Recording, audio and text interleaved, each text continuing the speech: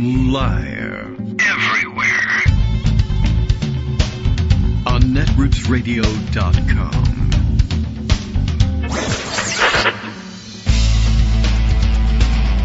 David Waldman. Kagro. In the morning. Now, here's David Waldman. Hey, good morning, everybody. How you doing? It's Friday, December 27th, 2024, almost at the end of the year here, and maybe what I should have gotten for holiday gifts was all new equipment. All of my buttons are slow in responding today. Just, I don't know. It could, of course, be me, since all of them across multiple systems are having that problem, so it's probably me, and I'm just not yet coordinated. All right, well, probably would have been a good day to just take off and do nothing, but then, I get itchy and feel weird when I don't have a show and I don't talk to you guys and catch up on things. In fact, I'm behind on something that I guess is sort of Twitter trending, not Twitter, but social media in general, and I guess traditional media as well, and I'm just not finding, is there writing on it? Am I missing it? I keep seeing people commenting on it and passing, and there's no links to it, but I guess, is there, in fact, or is Twitter become real life here? Is there a growing rift between the Donald Trump MAGA base and weirdos like Elon Musk and Vivek Ramaswamy in particular? The Doge wackos, who, I don't know. I can't find, in passing anyway, am I glancing around, not finding the written evidence for it, but I guess it's true. Many people are talking about it. I guess that makes everything true in Trump world. And it makes a certain amount of sense that at some point people would wake up to the fact that, hey, wait a second. And I think it centers around a growing realization from MAGA base voters that Doge doesn't appear on its surface to be immediately about, in fact, increasing government efficiency so much as it is about steering government dollars to billionaires like Vivek Ramaswamy and Elon Musk, which was kind of the point and obvious on its face to most other people who weren't enthralled to them, I guess. But I suppose that's now dawning on them. And I'm not certain why, and I don't know whether maybe it's the only useful thing growing out of this other trend that continues. It's like a 10-year-long trend now of visits to the zoo is kind of what I'm calling them. They are mainstream, traditional media visits into Trump country, whether that's diners or God only knows what else, wherever they're gathering, but looks at Trump voters, either who have been Trump voters since the beginning or newly minted Trump voters who voted for Democratic candidates before, or one of the big features that's been sitting in pocket for a couple of days and we haven't read it, but seems to be important, about Latino voters in greater numbers turning to Trump and the how and why of it. And some of that is going to be useful for behind-the-scenes tacticians to read and see whether that's something they think they can mine for good purpose in midterm elections or in determining how to push back on the Trump administration for the first 2 years. But a lot of it is also, as I said, it strikes me as, like I said, visiting the zoo. Why are these people voting? And they're chock full of infuriating stories. Well, I don't think he's going to deport me, even though I came here, undocumented and have been working off the books. But I've been working hard. There's a lot of Latinos are convinced of that, and I can't tell them they're wrong either, because I don't know how. We don't know how Trump would pull off his deportation scheme, even if he meant it, and we don't know whether he means it. I mean, there are people in high places that appear to mean it. Stephen Miller appears determined, I guess, to execute this deportation scheme, or at least frighten everyone into believing that it's the case. And I just don't, no one's looking to me for advice on this. The Latino community not looking to me for what should we do, what should we believe, what's reasonable to think about this. It's as reasonable to think he won't deport you as it is to think he will at this point. The logistics of pulling off a gigantic deportation scheme like has been described are such that it's unlikely to be done successfully.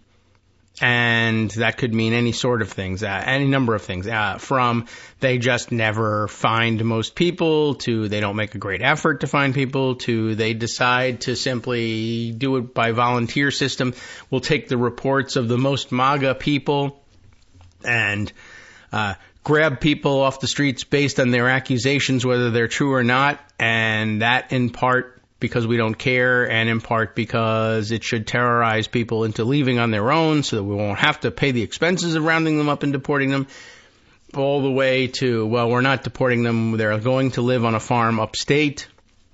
That is, they're rounded up into camps, and as they begin to realize we can't afford to move them out of here and deport them, and no country will take them, and we can't afford to keep feeding them, but these camps are pretty remote, and we've convinced everybody in America that the people in these camps don't matter, so they die. If they die, they die. And they, as long as they disappear from American society, that might be enough for the likes of Stephen Miller.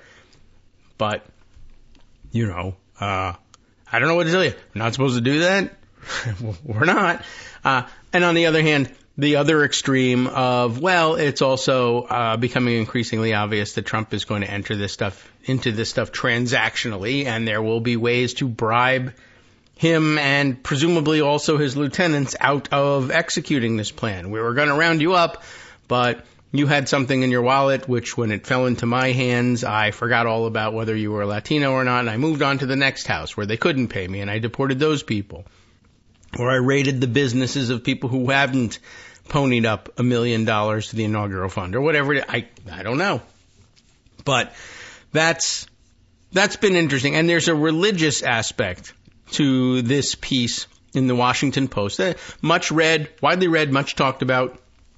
Probably going to be something we need to refer to in the future when Greg Dworkin returns and works this religious angle into it, because he reads lots of those religious news service dispatches and such, and they explain an awful lot that is otherwise inexplicable, which is the role of religion, isn't it? So, all right, fits in well here. The Washington Post wrote this thing the day before Christmas. 'Twas, at the time that they wrote this, then probably the day before Christmas, not so much the night. It was probably, in fact, the night before the day before Christmas, but it stated the day before Christmas, which contains the night before Christmas, and so poetic reference.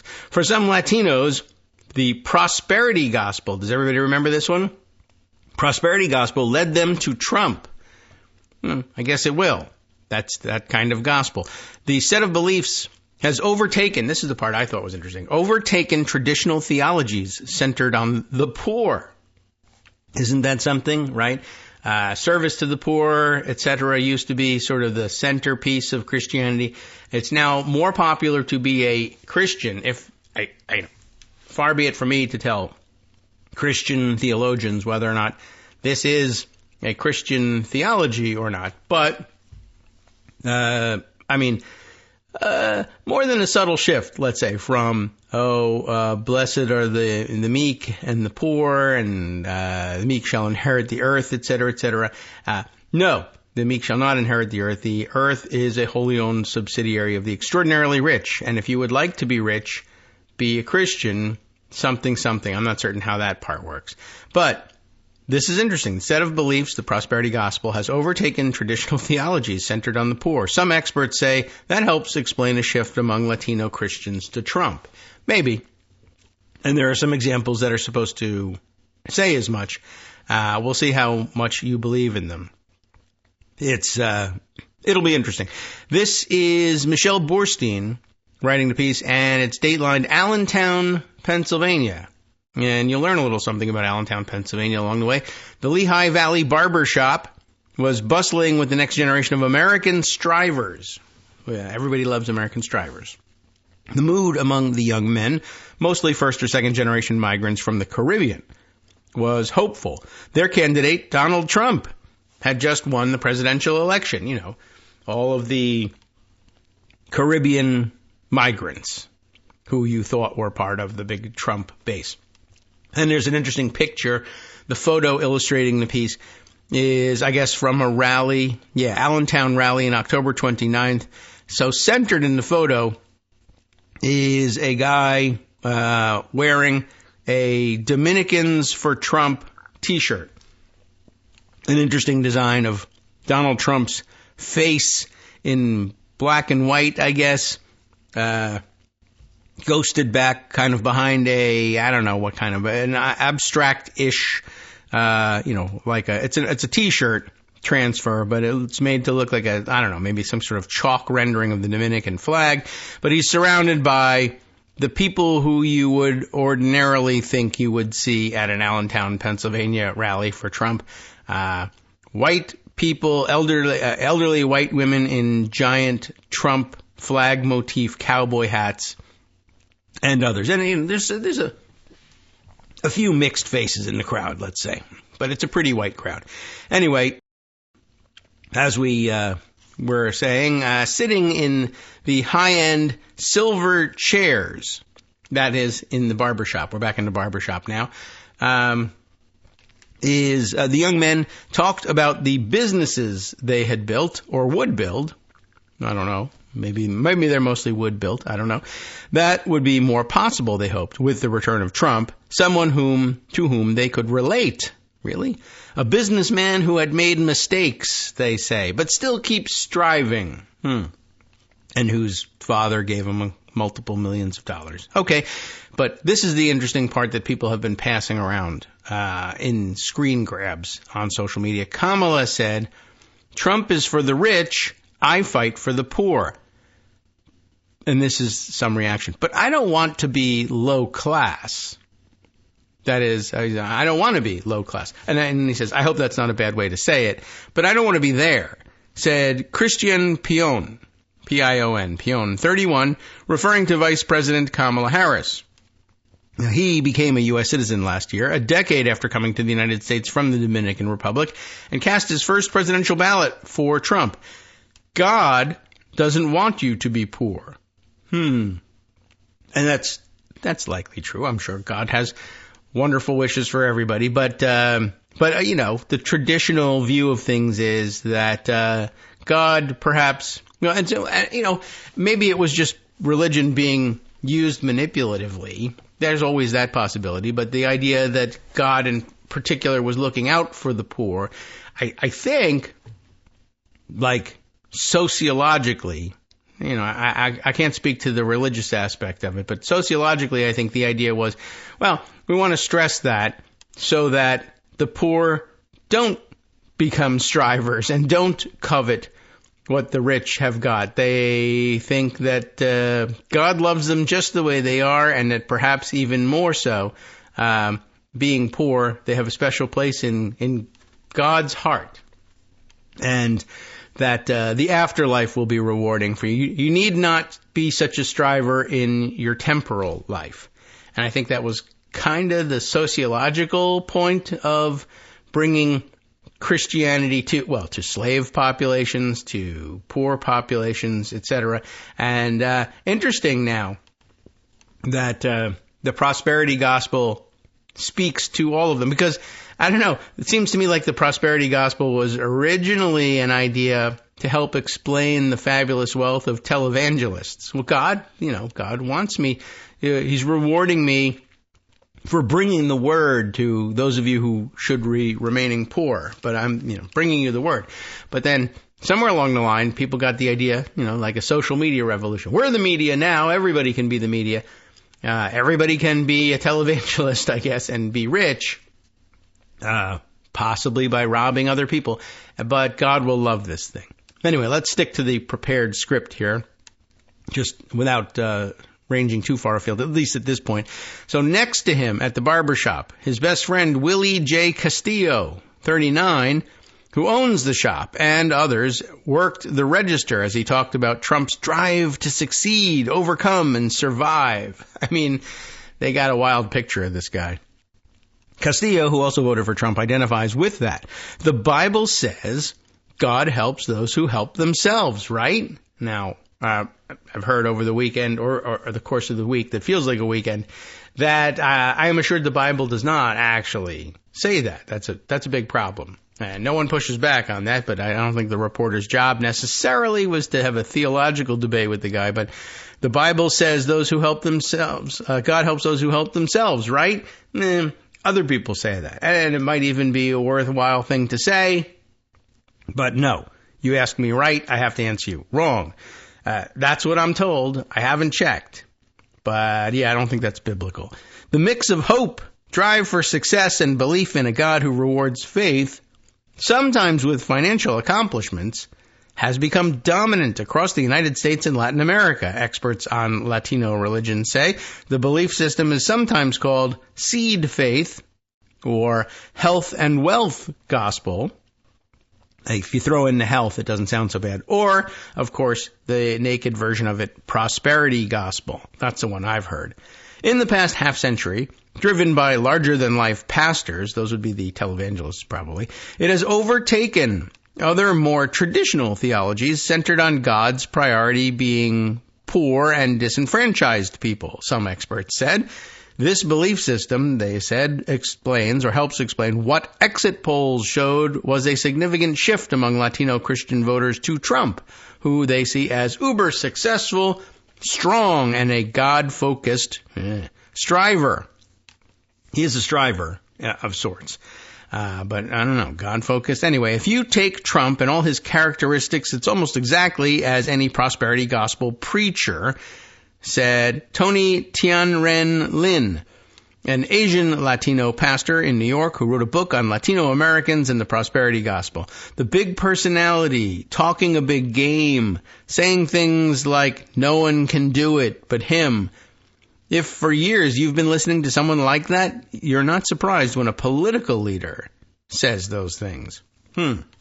That's true, because it did strike me always as, hey, that's an awfully dumb thing for a political leader to say. It's so stupid, and why would anyone believe it? And it's so over the top. But I guess if you make a habit of going every week on Sunday to hear some other jackass say that, well, then you're used to it. Nationally, network exit polls showed that between 2020 and 2024, Trump gained 14 points among Latinos. You got to pay attention to that, right? Although a bare majority favored Harris, the Democratic nominee. In that same period, he gained 25 points among Latino Catholics and 18 points among Latino evangelical Protestants. The shift is evident here. Really, in Lehigh County, in the eastern part of Pivotal, Pennsylvania. That's like crucial Waukesha County, but statewide. Pivotal, Pennsylvania. It is the county with the highest proportion of Latino voters. Again, surprising about Allentown and the area. 29%. According to the U.S. Census, the Democratic Party's margin in presidential contests shrank in Lehigh by 4.9 percentage points from 7.6 percentage points in 2020 to 2.7 percentage points in 2024. So it's still, Democratic area still went for Harris, but this is what they're talking about. In majority Latino Allentown, majority Latino, really? Well, we're living here in Allentown, closing all the factories down, right? I mean, it's a big shift. Well, it was a fictional picture of Allentown to begin with in the Billy Joel song, but demographic shift. And it's interestingly, of course, the rest of the white voters remaining in Allentown are probably like, her town's changing. Now I'm going to vote for Trump. And income Latinos who are like, yeah, well, so am I. So I'll be interested to see how that one works out. I guess if there's a growing rift between MAGA forces and the Doge people, then perhaps we'll begin to see this, I guess, manifest itself as well. Oh, is this an Elon Musk thing here going on? This is weird. What is this? Okay, I'm going to have to put this one aside. This might help solve the mystery of what I'm missing in Trump world these days. But let's continue on with the Washington Post piece. That seems also quite important. So we had just mentioned that Allentown is now majority Latino, the county's biggest city, Lehigh County. And in Allentown, the move toward Trump was even more pronounced. The 10 city precincts with the highest proportion of Latino voters shifted to Trump by an average of 20 percentage points since Trump faced eventual winner Joe Biden in 2020, according to a Washington Post analysis of precinct results from Lehigh County and demographic data from L2, an election data provider. So 20 percentage point shift in the precincts of Allentown, which have the highest proportion of Latino voters. I mean, I don't know what to tell you. It's something, and you watch them, knowing that they're likely going to be targeted, even if they are fully American citizens. They'll simply be targeted for their looks and their surnames. But I don't know. What can I tell you? I mean, if you're dealing with evangelical Christians who are just under the impression that no, he won't, and you don't want to point at them and say yes, they will, or you don't want to do anything to make sure that they're rounded up either, because that ain't right. That's what we're trying to prevent, and yet, you're like, it may come to pass that they simply turn out to be right, that they're not rounded up. And it could be any number of reasons. Either Trump was just completely making up stories to get elected, or Trump offers special dispensations to Trump supporters, or Trump is totally incompetent to do the thing that he promised, though he desperately wants to. But it'll all look the same. And in an evangelical Latino world, I assume that they'll just guess, I was left alone because of my faith in God and in Donald Trump, and he's so magical, he figured out who supports him and who doesn't, and he's going after the right people and leaving us alone. We'll see.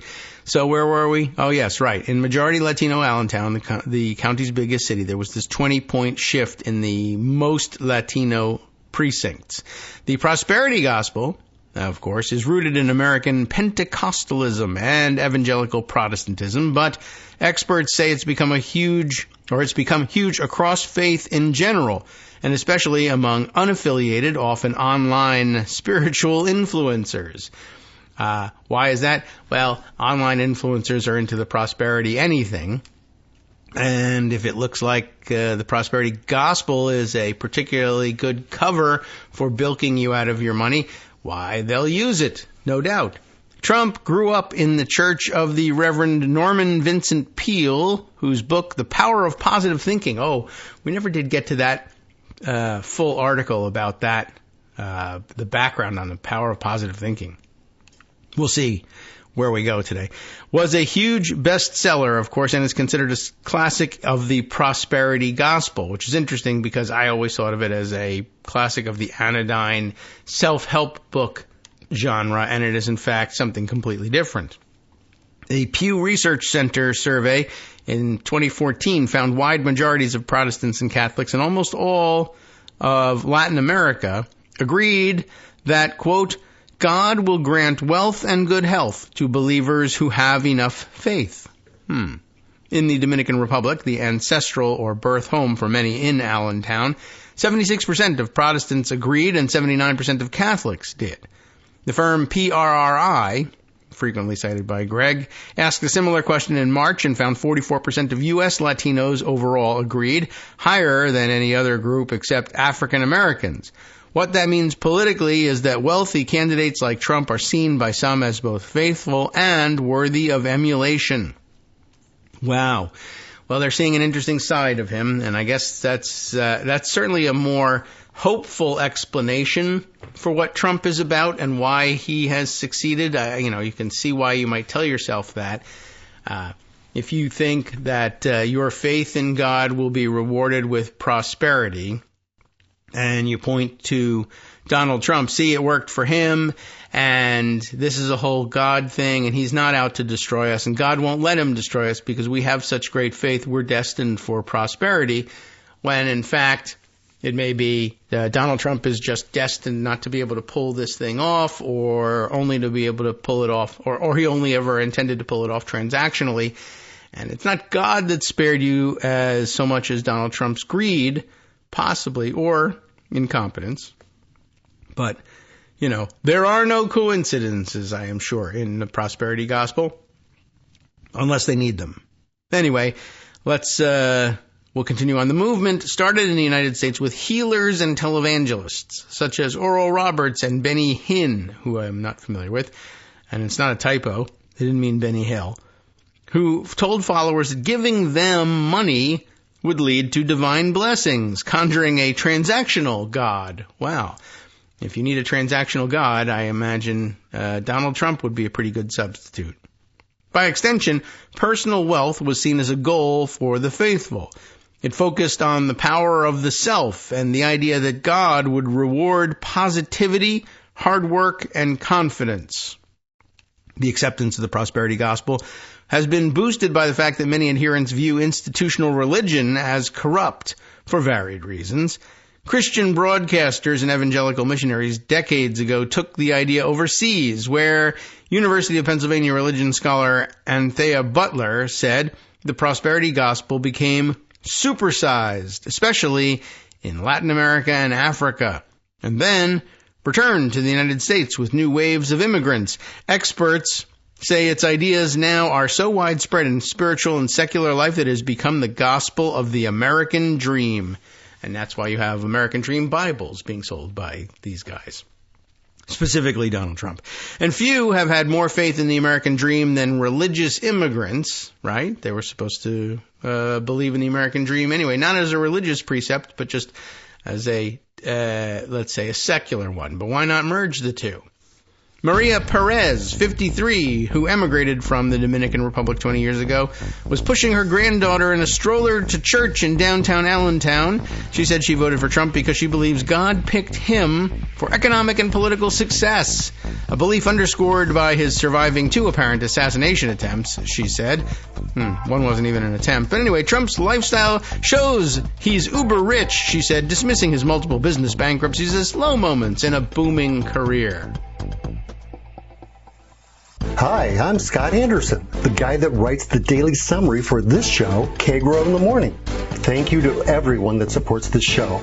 Many of you send donations through PayPal, Patreon, Square Cash, Radio Public, and so on. Some of you write your own essays and send them in, or read articles with your own commentary. We appreciate it. Now, some of you are listening to this and thinking, I'd like to help, but isn't there something I could do that wouldn't require money or effort? Why, yes, there is. You can just like us. On Daily Kos, they call it the recommend button. YouTube has a thumbs up. There are hearts and likes and love buttons. Tap our love button. Tap our love button every day.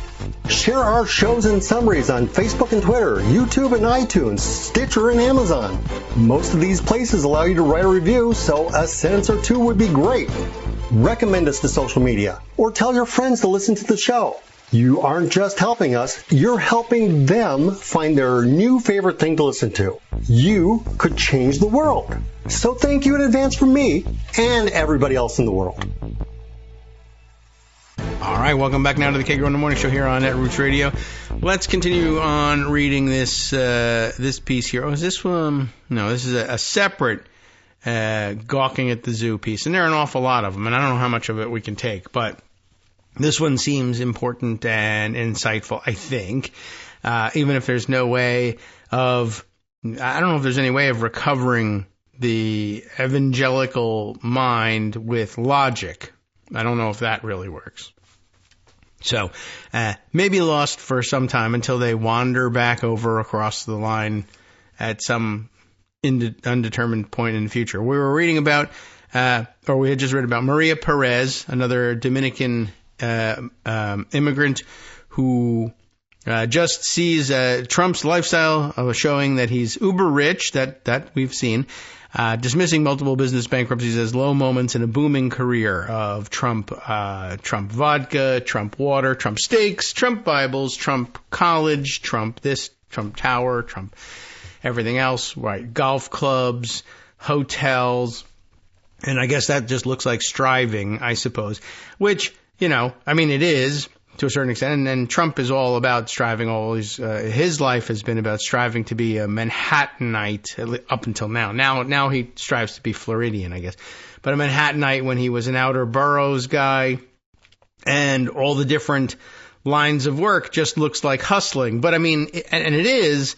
But if you start with millions of dollars in the bank. It's not the same thing as hustling from nothing.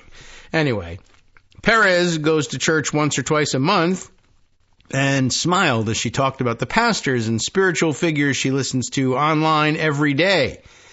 Uh-oh. They give me hope that God wants us to do well here, and I know Trump wants us to do well too. How do you know that? Pion said that he built a successful trucking business in Trump's first term that made $500,000 in its first year. But during Biden's tenure, Pion said that the market and gas prices changed, to the point where he is having to sell his 2 trucks and lay off 3 employees. Well, market conditions do change.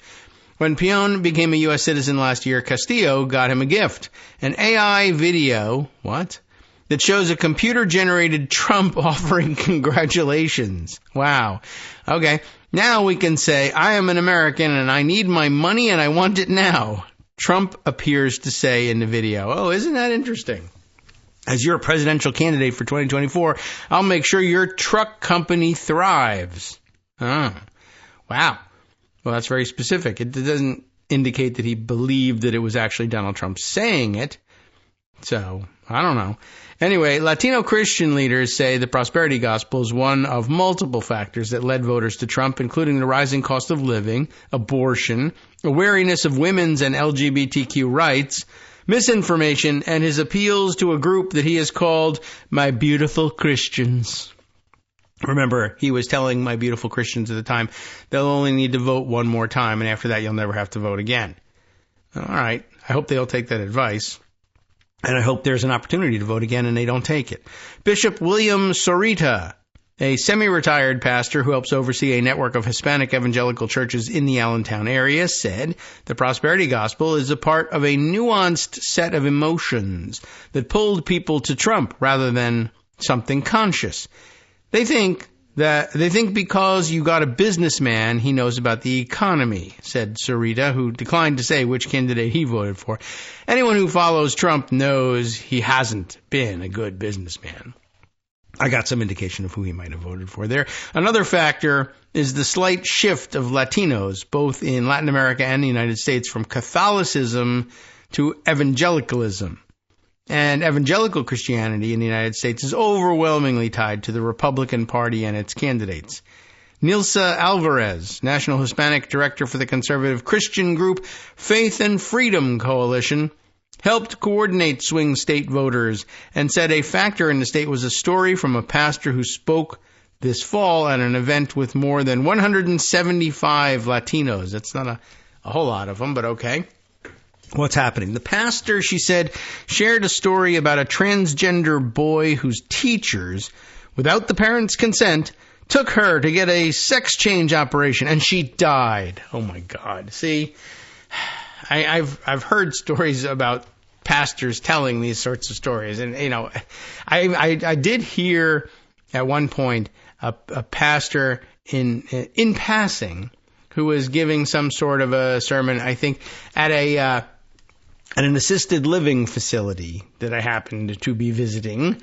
And I just happened to be there on a Sunday, and he too was giving some sort of sermon about the dangers and transgender issues being central to it, that children were, doing the same stupid story. Children are coming home with sex change operations. And as I was torn there for a second. Like, do you burst into the room at that point and say, come on, this is ridiculous. He's lying to you. Don't you people understand this? But at an assisted living facility, the chances of breaking through there with logic too, somewhat diminished. But I wasn't sure what to do there. Like, what's the proper thing there? Do you go, you should be, emboldened to throw caution to the wind, and who cares what tradition says or what the norms say about interrupting a pastor in the middle of their sermon. This isn't his private property. He's visiting. It's not your private property either. But then let the assisted living facility folks throw you out. That's fine. Go try and make your point. But will the audience register what you're trying to say? I don't know. But anyway, I'm just saying I've heard them do this. So this is really something. So the pastor, speaking to 175 Latinos, tells them, oh my God, unwittingly or unknown to the parents, sex change operation, died. Boom. Now, okay, sure. When the Post contacted this pastor, Edelmiro Santana, he said that someone whose name he didn't know had come up to him at an event and told him the story, and he was simply passing it on without proof. I mean, okay, so that's, if that's true, if that's the provenance of the story, it's enormously irresponsible. But it really does sound like, well, I made the story up. Trump often told a similar unsubstantiated anecdote about schools operating on children to change their gender, but Alvarez dismissed the prosperity gospel as a factor in Trump's election, saying Latinos were motivated by wanting change on the economy. Mark Lopez, director of race and ethnicity research at the Pew Research Center, said it's possible the Latino belief in the prosperity gospel has made what he characterizes as the Democratic Party's messaging less attractive. Has he got an accurate view of the Democratic Party's messaging? I don't know. Maybe. I mean, no reason to think he doesn't, but every once in a while you find out that experts in Democratic messaging are talking about what? How is that the Democratic message? Anyway, is it that Latinos identify with Trump as a successful person? Or is it that Latinos have stepped away from the Democratic Party because it doesn't talk about economic success and focuses more on poverty, on helping those who need help, he asked. That's interesting and paradoxical. I mean, in many cases, it is these very same people who need the help, but they, you know how it is with charities very often. People, this is an old school thing. People who decline charity because they are embarrassed by it, or they think it's for people poorer than them, or that it will mark them in some way as poor and leave them there, rather than lift them up out of poverty. And now it has a religious explanation superimposed upon it, and a political message superimposed on it as well. I care about the poor. I care about the rich. Okay, well, I would rather be rich, so I'm going to listen to the guy who says he cares about the rich. That means he doesn't care about you now and doesn't want you to become rich. Oh, that's not what I heard. I heard he wants me to become rich and he's going to help me do it. He said nothing like that, ever. Oh, well, that's what I heard. Okay, well, I can't really argue with you there. You're wrong, but that's what you heard. Butler, the Penn religion scholar, said the prosperity gospel's rise helps explain why many Latino Trump supporters weren't turned off by his promise to deport millions of immigrants. The prosperity gospel, she said, isn't only about getting rich. It's about family. Sort of. I want to keep my family intact. I want to provide for my family. I want to give my family and my children opportunities, she said. And for a lot of immigrants, especially from Latin America, it's I want to be part of what America is, which is about being hardworking and having all these things. Now, never mind that Democrats kept arguing with Trump and Trump supporters. You don't understand. You want to keep Latinos out of this country based on their skin color and their language and their culture, but all they want is to be a part of a successful America and to work hard and build businesses and provide for their children, and that's everything you ever said was part of the American value system. And, you know, Trump supporters say, we don't care, they're brown, we want them out of here, they speak a funny language and I don't like it. And tacos smell. You know, this is the level that the MAGA troops are working on. We've told them as much. They don't seem to care. But Latinos think I don't know what. These Latinos think that they'll realize, oh, no. They'll see us as American. I don't know. I think they won't. But I don't know whether it'll ever manifest itself in a way that ends with you deported. So to you, it will be God saving you. To me, it will look like Trump wasn't serious or is incompetent to the task. Well, we'll all see what we want in that one, I guess. So, when immigrants are portrayed in a negative light, there's a garbage truck coming through the front door, apparently. When immigrants are portrayed in a negative light, including by Trump, it's like, if those people aren't representing me well, I don't want those people to come either. It's you that's not representing yourself well by being brown, of course, but they will not believe that. So, if those people aren't representing me well, I don't want those people to come either, she said. The Democrats' embrace of those people, Butler said, showed those voters the party didn't fit the version of success. Lynn noted that Latino immigrants are strongly influenced by the prosperity gospel because they are part of a self-selecting group. This is the Asian Latino pastor. The more you believe in the prosperity gospel, the more you want to come. The more you have faith and believe you deserve it. You want the American dream. If you stay in your home country, you're not taking action. You lack faith, said Lynn, who profiled newcomers for his book. How about that?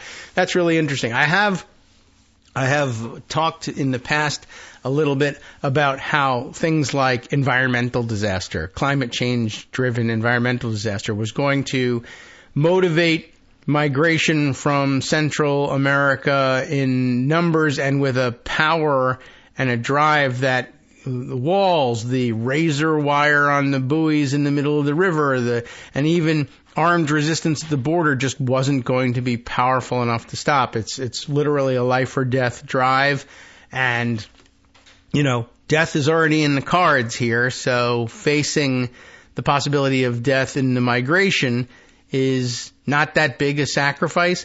But now imagine that the migration is in fact driven by an evangelical faith that tells you God is going to abandon you if you stay in this country, but God will save you, and not only save you, but make you prosperous and rich and accepted in America if you go there. You have to overcome all of the people who will sit next to you later in church. This is really interesting. There's going to be members of the same mega churches shooting at one another over at the border, and then going to church together and talking about how much they love Trump, even though they both will have very different ideas about what God and Trump want them to do when they leave. Wow. Mike Madrid, the political consultant and expert on Latino voters, said Trump is successfully selling a kind of spiritually tinged hope to people who are fighting to make it in a country where wealth and material success are celebrated. It's hope. It's hopeful, he said. You're selling people an element of faith. Have faith in this and you will achieve economic success. God wants that for you. That becomes a religion in an age where that is what is valued. That's true, and certainly social media tells you much the same thing. It's not all that different from believing in some weirdo on the internet who will tell you if you have faith and do this, that, and the other thing and possibly give me a bunch of money, all women will love you. And of course, if they don't, then you should hit them over the head and drag them back to your cave anyway, because that's what God intended. Well, people are finding what they need on the internet, I guess. There is another of these trips to the zoo in evidence, also from the Washington Post. They just can't get enough of it, I guess. This one by Tim Craig, and also, you'll be amazed to find out, focused on Pennsylvania. After backing Trump, low-income voters hope he doesn't slash their benefits. Another one of these, this is irrational. Why are you believing this? Stories, once again, visiting the zoo. Voters in the struggling Pennsylvania city of Newcastle backed Trump, hoping he'd curb inflation, but the incoming president will be under pressure to cut spending. Yes. Well, this now shifting over to western Pennsylvania, where it's all different, says Tim Craig. Lori Mosura goes to the grocery store on a bicycle because she can't afford to fix her Ford F-150 truck. The single mother and her 17-year-old live in an apartment that is so small she sleeps in the dining room. They receive $1,200 each month in food stamps and Social Security benefits, but still come up short. Mosura said she must often decide whether to buy milk or toilet paper. It was all that penny pinching that drove the part-time tax consultant to abandon the Democratic Party this fall and vote for Donald Trump. See how much sense it makes? He is more attuned to the needs of everyone instead of just the rich. Wait a minute. Now, I was just told he was attuned to just the rich, but you could strive to become rich. Wow. It's weird how everybody finds their own version of Donald Trump. I think he knows it's the poor people that got him elected, so I think Trump is going to do more to help us. Okay. Good luck. Trump carried the Pennsylvania city of Newcastle by about 400 votes, becoming the first Republican presidential candidate to win here in nearly 70 years. More than 1 in 4 residents live in poverty, and the median income of this former steel and railroad hub ranks as one of the lowest in Pennsylvania. Newcastle's poorest residents weren't alone in putting their faith in Trump. Network exit polls suggest he erased the advantage Democrats had with low-income voters across the country. What I'm getting from all of this, these two articles, is this, and there's another piece that maybe that would be worthwhile to read to, although it's even weedier than this stuff. It's an academic paper, actually, but just sort of positing that the message from Democrats of, we care that there are people living in poverty and we'd like to do something about that to lift them out of poverty and give them a chance at building a middle-class life for themselves and improving their position in life, is has been interpreted by the voters it's supposed to interest and target as, no, Democrats are the ones who talk about living, perhaps a nice life, leaving poverty behind, but they keep saying the word poverty, and that's depressing to me because I'm in poverty. But all they're offering me is a chance at a middle-class life, whereas Trump says, you can be fabulously wealthy, and by you, I mean me. But the thing is, he said wealthy. And maybe that's it. If you're only paying attention to every, 5th or 10th word, if you walk around saying, enough about how I'm wealthy and I'm fabulous, people will hear wealthy, fabulous, and vote for you versus, poor and food stamps. We want to help you. We want to steal from you. I didn't hear that part. I heard you're wealthy and you're not. Or you're concerned about people who aren't wealthy. And I'm concerned about being wealthy, so I guess that guy? I don't know. This is kind of bizarre, but it just comes from not listening very closely, I guess.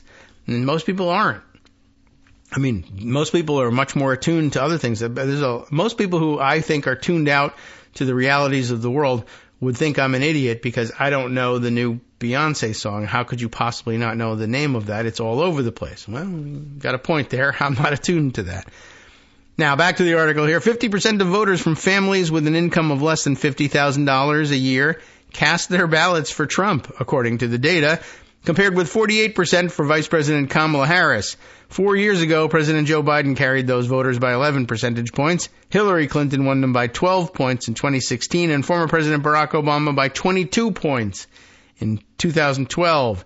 Now, low-income voters who voted for Trump say they are counting on him to keep their benefits intact, even while his cabinet picks and Republican lawmakers call on him to reduce federal spending, and by that they mean those benefits. Elon Musk and Vivek Ramaswamy, whom Trump has chosen to lead a new non-governmental advisory panel, the, quote, Department of Government Efficiency, they really chose themselves for that, have said they want to trim $2 trillion from the government's annual budget, a cut that some experts say could be accomplished only by slashing entitlement programs. Trump's pick for White House budget director was a key architect of Project 2025, a plan drawn up by conservatives to guide his second term that calls for steep cuts to programs such as food stamps. And GOP leaders in Congress and Trump advisors are considering significant changes to Medicaid, food stamps, and other federal aid. The uncertainty comes after last week's high-stakes showdown in Congress over the federal funding bill. Lawmakers narrowly avoided a shutdown after agreeing to fund the government until March. House Speaker Mike Johnson has unveiled a bipartisan bill to put off a shutdown, but Trump and Musk railed against it. Railed against what they said was unnecessary spending in the initial package. Everybody is on hyper alert, said Tom Scott, the chief executive officer of Lawrence County Community Action Partnership, a social service agency that helps Newcastle residents. You have to be concerned because you don't know which programs could be targeted for spending reductions. In a recent appearance on NBC News' Meet the Press, Trump said any efforts by his administration to streamline the federal government would not impact entitlement programs such as Social Security. Americans of all backgrounds elected President Trump because of his plans to lower costs, end the financial drain of illegal immigrants on our healthcare system, and ensure that our country can continue to care for American citizens who rely on Medicaid, Medicare, and Social Security, said Anna Kelly, a spokeswoman for his transition team. Sounds like that's not true, but okay. Some longtime Democrats like Masura said they initially struggled over whether to vote for Trump. They had believed Democrats were the most likely to help the poor, because they kept saying they were going to, and disagreed with Republicans on issues like abortion. But Masura said she kept coming back to the conclusion that Trump would put Americans like her first and improve her economic prospects. I'm sure that was on his mind. Newcastle, Pennsylvania. I really have to put those people first. We should make them Mar-a-Lago members. Masura said she's been unable to find full-time work in her field and is planning to change her party affiliation to Republican, but she also gets anxious when she hears GOP politicians talk about reducing government spending. We helped you get in office. Please take care of us, Masura said, shifting the conversation as though she were speaking to Trump. Please don't cut things that help the most vulnerable. Okay. Next section here, by the way, is called Serious, Serious Trouble. Located about an hour north of Pittsburgh, Newcastle is the third largest incorporated city in western Pennsylvania. After it was founded around the turn of the 19th century, the city became a major destination for Italian immigrants. Newcastle emerged as an industrial hub known for its tin mills in the 1800s. The new residents built a lively downtown filled with shops and bars. Newcastle was also home to a thriving labor movement that helped shape the city's historically left-leaning politics. Before Trump won Newcastle, the city had last backed a Republican presidential candidate in 1956, when voters narrowly supported Dwight Eisenhower over Adlai Stevenson. According to Andre Pagnotta, a resident who has spent years studying the region's election results, but the city changed dramatically as factories closed. Sound familiar? Maybe like Allentown, and younger residents moved to more vibrant urban areas. The busiest destinations downtown today are the 60-year-old Capitol Grill Bar, which sells $2.75 Bud Lights, and Hazel's Restaurant, where guests can get a stuffed pork chop dinner for $11.99. The city's population of 21,000 is roughly half what it was during its peak in the 1940s. Did we say what? It was the third largest incorporated city in western Pennsylvania, 21,000. That is some steep drop-off, I think, in the size of the cities between Pittsburgh and then something else, and then 21,000 resident Newcastle. Federal benefits have helped keep residents afloat. And today, that safety net is deeply interwoven with daily life. The 8.5 square mile city includes 10 public housing projects. About 60% of the houses in the city are rental properties, and federal housing vouchers help countless families afford rent. Many residents also receive Medicaid and food stamps. More than half of the Lawrence County Community Action Partnership's $32 million budget comes from federal aid, said Scott, the organization's leader. That helps it do things like shuttle low-income residents to medical appointments and offer rental assistance. Federal aid is also key in keeping Newcastle's children fed. About 90% of students come from low-income families and qualify for free school lunches, and many are sent home with food to eat over the weekend. It's a very depressed area, so if our funding were to go away, and it looks like it will, and I have not heard it will, but I have, but if it were to go, we would be in some serious, serious trouble, said Greg Palladina, superintendent of the Newcastle Area School District. What will be interesting to watch is whether the federal aid does in fact go away and Democratic Governor Josh Shapiro replaces it with state aid and people don't notice and just think Trumpism isn't so bad and maybe I'd like to have some more of it. Maybe forever. All right, guess what? There's another... Oh, yeah, no, this was this story. I thought, oh, yeah, wasn't there the milk or toilet paper dichotomy in the previous story? No, it was earlier in this story. Because that's up next here. A decade ago, Masura was a fervent supporter of the Clintons. She recalls meeting former President Bill Clinton in Newcastle at a rally during Hillary Clinton's 2008 campaign for the White House, but the single mother said she began to drift away from Democrats as the party's promises to help people like herself began to ring hollow. She said she's been suffering a lot because of rising prices. Groceries she once thought of as staples, like soda, are now luxuries. People are soda isn't a staple, but, I see what you mean. Well, we all should have gotten away from drinking soda a long time ago. But anyway, people are struggling now more than ever, in this city especially, said Mosura, who pays $375 a month for her apartment. She said she's prayed more in the last year than ever before because of her mounting bills. Anyway, she is right about soda, by the way. I've seen the soda prices, which skyrocketed during the pandemic as supply dwindled, but then never came back down again.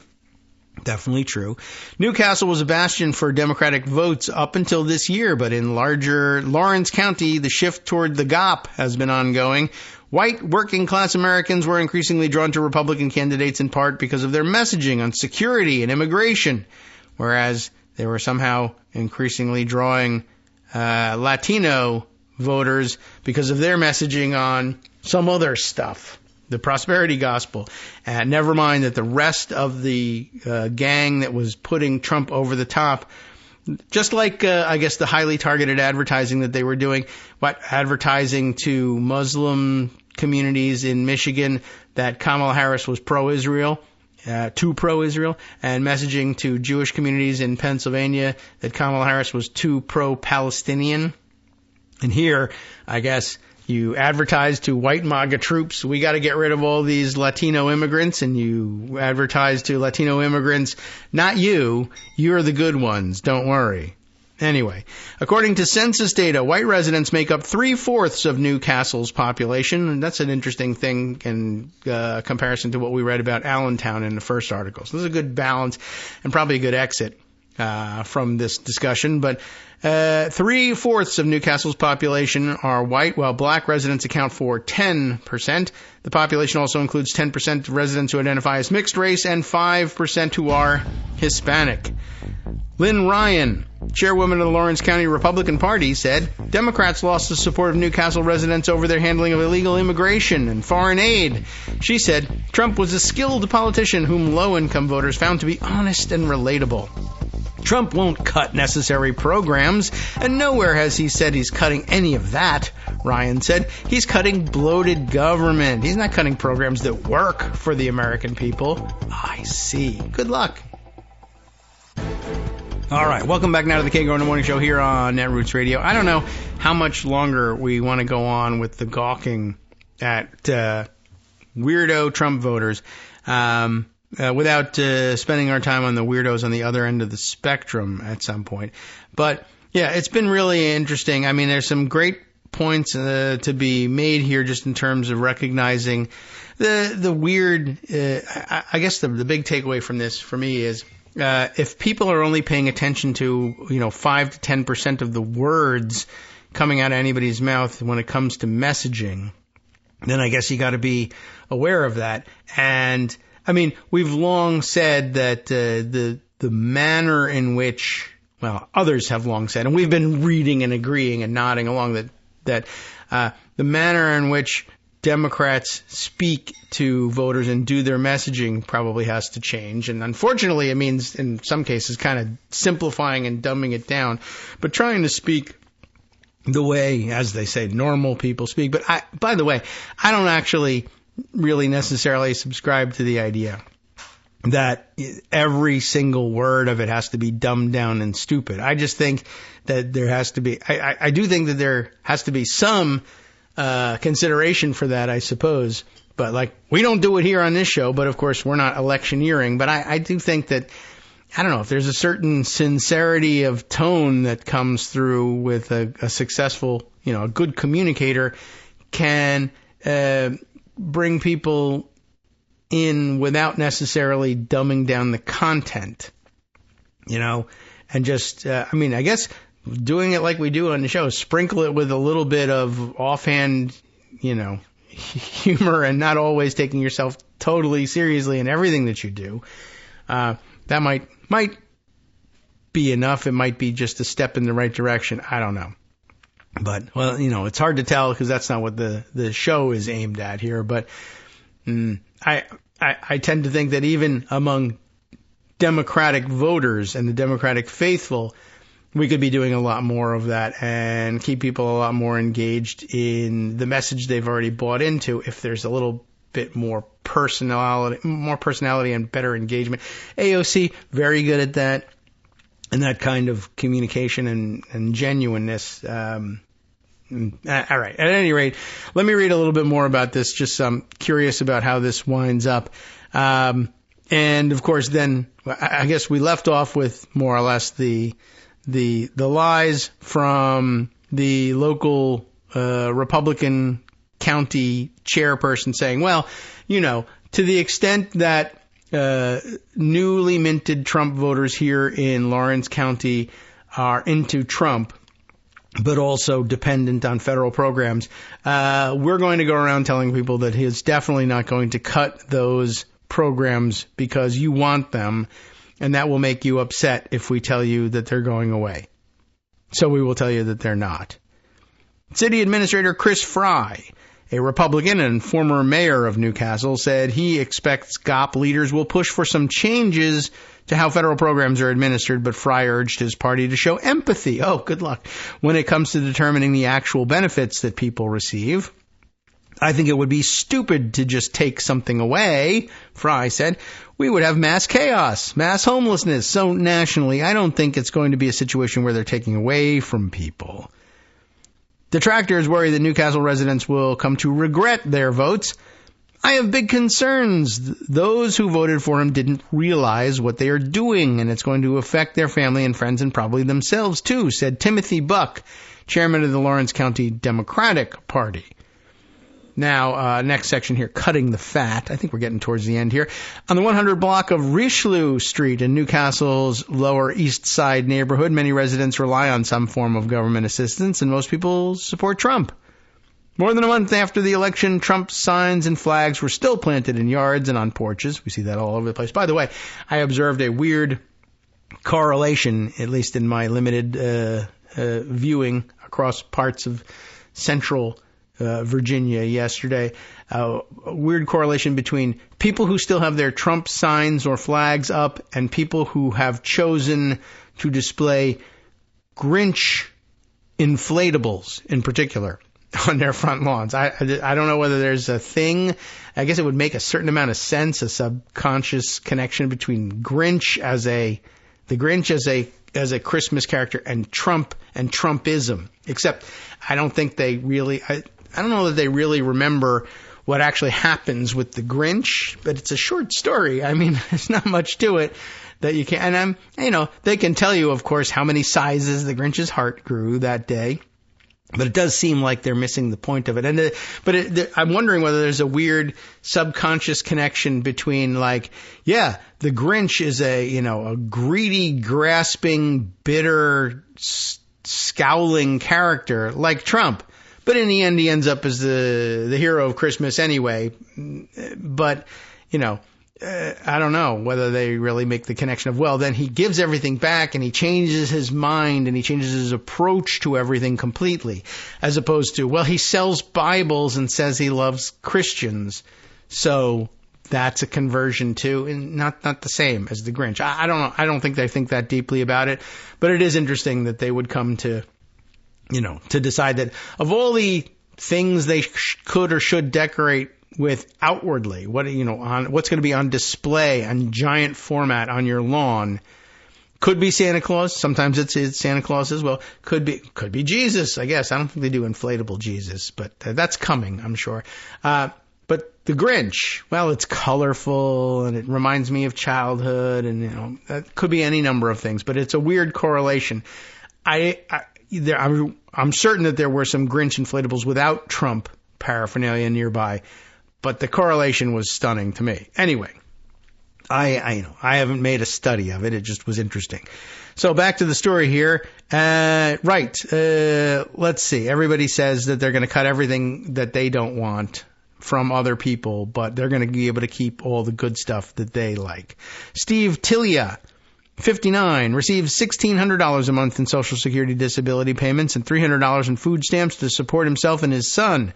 Tilia who said he is unable to work after suffering from mini strokes, still drives around Newcastle, with a Trump flag anchored on the bumper of his SUV. Can't work. Don't drive, SUVs around town. You'll run somebody over. You're having mini strokes all the time. But can't take that away from him. Tilly has said he's confident that Trump and the GOP leaders will reduce spending by, quote, cutting the fat out of government and not slashing benefits. It's not cutting government programs. It's cutting the amount of people needed to run a program, he said. They are cutting staff, which could actually increase the amount of the programs that we get. Now, I think he means that he would take their salary and convert it into benefits. It won't increase the amount of the programs that they get, but rather the amount that they get through the program. Like, for instance, the idea that you would increase the number of programs for people by cutting staff seems counterintuitive, let's say. But I don't know. What can I tell you? This guy's clinging to this hope that my benefits will go up. My benefits for doing nothing, as they would say, are going to increase by firing the people who are wasting all our money by doing nothing. All right. It's not fully thought through. Tilia's neighbor, Dawn Simmons, nodded her head in agreement. Simmons receives $900 a month in Social Security benefits and $171 a month in food stamps.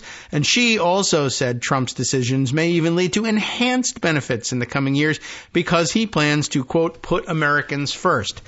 Now, again, one more pause just to remind you. I know it doesn't make any sense. There's no logic behind it. But also you need to remember several things could happen. One could be Donald Trump says he's going to cut the deficit and cut the budget and cut out the fat and da. But he sees that a huge swath of his base depends on these programs.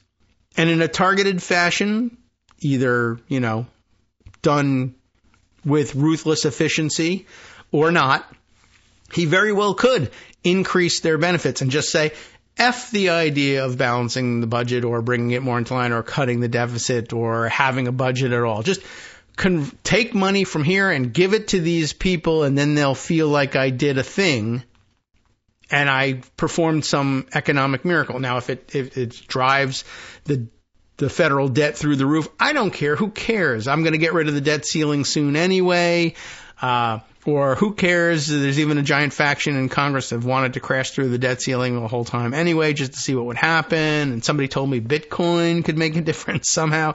I don't know. I don't understand these things. So it could very well be that they will do that, and they'll say, see, all the smarty pants experts who said you can't cut the program and increase the benefits. You can't cut the budget and not cut the program. Well, he did.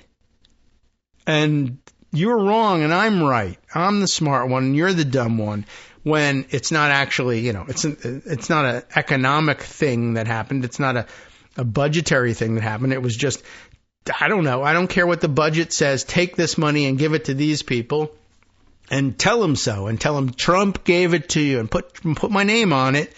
And, but our grandchildren are going to be stuck with this. I'll be dead. I'm 100 years old. I don't care what happens to your grandchildren. Who gives a crap? We're not even going to have elections in this country anymore. You can do that. You can do that. On the other hand, you can also have the whole thing fall apart, and these guys will say, Democrats did it. Josh Shapiro did it. We got to get rid of him, the stupid Democrat governor of Pennsylvania. Who was going to win the whole state and change the outcome of the election. Everybody remembers? Yeah, sure. I don't know. And it's entirely possible that this stuff will lead to enhanced benefits in the coming years because he put Americans first. Also, by the way, another possibility, entirely possible, right? It has all been set down here. What's her name? Dawn Simmons receives $900 a month in Social Security benefits and $171 a month in food stamps. It is entirely possible that you could give Dawn Simmons $800 a month in Social Security benefits and $120 a month in food stamps, put Donald Trump's name on it and say, congratulations on the increase, love Donald Trump, and she would say, Donald Trump increased my benefits. 100% possible. Maybe even the most likely outcome. The neighbors on Richelieu Street said they are broadly supportive of Trump's cabinet picks, as well as Musk's plans for the Department of Government Efficiency. Musk has been highlighting examples of what he considers government waste on X, his social media platform, at times pushing misleading information. Some of these examples have nonetheless resonated in Newcastle, in case you were wondering whether or not it was really true that you could reduce people's benefits but say it was an increase and have them believe you. Why do we need to be studying cats in Russia? Asked Tilia, referring to a program that used cats to study spinal cord injuries. Well, why would somebody who has a bunch of mini strokes be interested in nervous system research, right? I know it's a little abstract for you. Is it cats in Russia? Maybe yes, maybe no.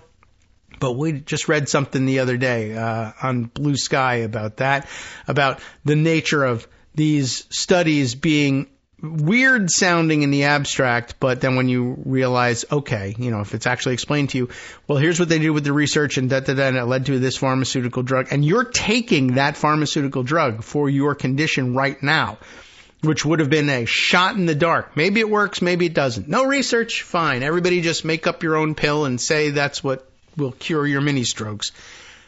But, whatever. This just, it's a repeating story. It happens all the time. Newcastle residents who didn't support Trump said they are dismayed that their community appears to have voted against its own self-interests.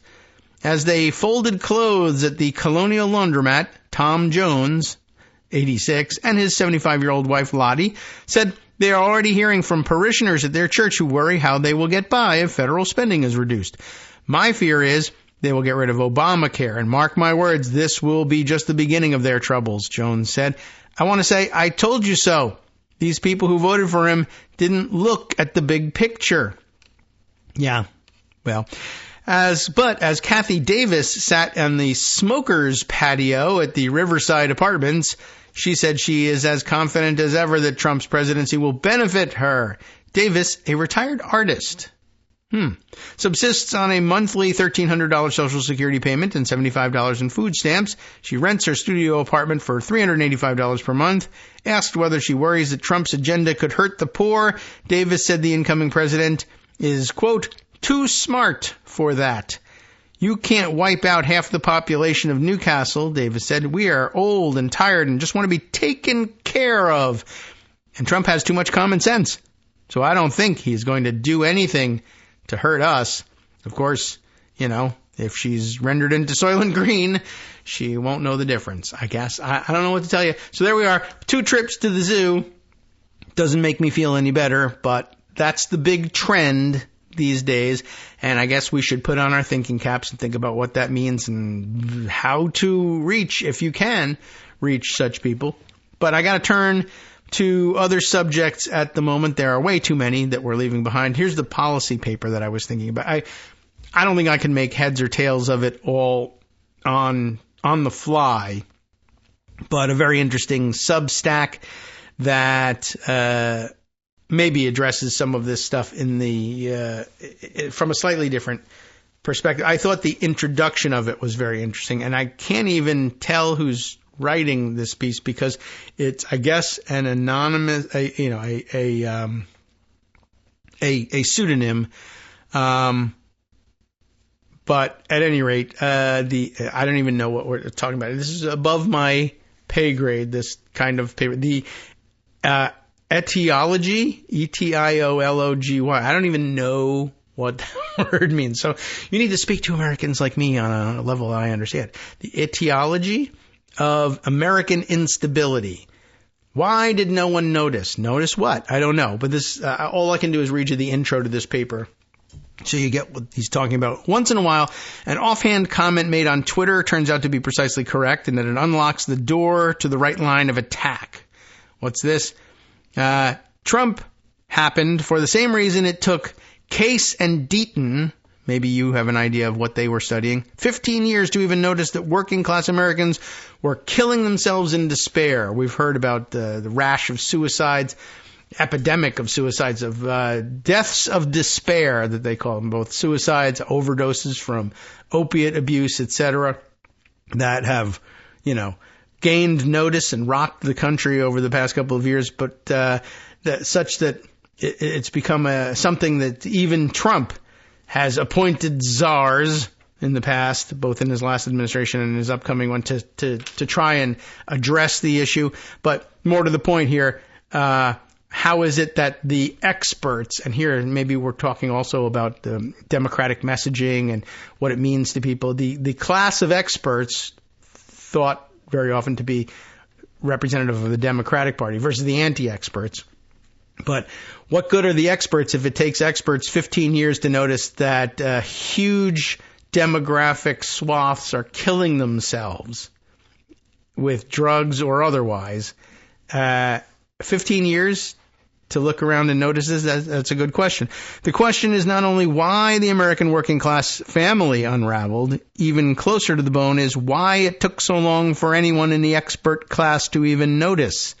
Just sort of an interesting inquiry. Like I said, the level at which the paper or the discussion here operates, I can't help it. It's not an academic paper per se, but a Substack, but reads like an academic paper, charts and graphs and such. The structural break in mortality and morbidity rates dates to the mid-1990s, when President Clinton was throwing parties at the White House to celebrate the new economy. This is long before the alleged China shock made mockery of Autor et al.'s import competition theory of U.S. working class despair. Again, references to academic papers with which I'm not familiar, and it doesn't really matter. You can take away, you probably likely heard the conclusion of them discussed elsewhere, but the idea that, well, jobs being shipped overseas, workers in China factories closing, therefore a import competition theory of U.S. working class despair. Now, interesting chart here. Mortality rates for white individuals aged 45 to 64 is the chart that's shown here. And this is where we'll jump off and let you read this over the weekend if you want to. But a downward trend, a steady downward trend from 1979, the first year on the chart, through 1991, let's say, 92. A steady downward trend. And the trend should have brought us down for mortality rates for individuals 45 to 64 down to about, by this point in history, somewhere around 20% or so. But instead, in 1992, the actual mortality peels off and begins to flatten out around 38, 39% in 1992 and stays relatively the same till about 1999 when it actually starts rising again.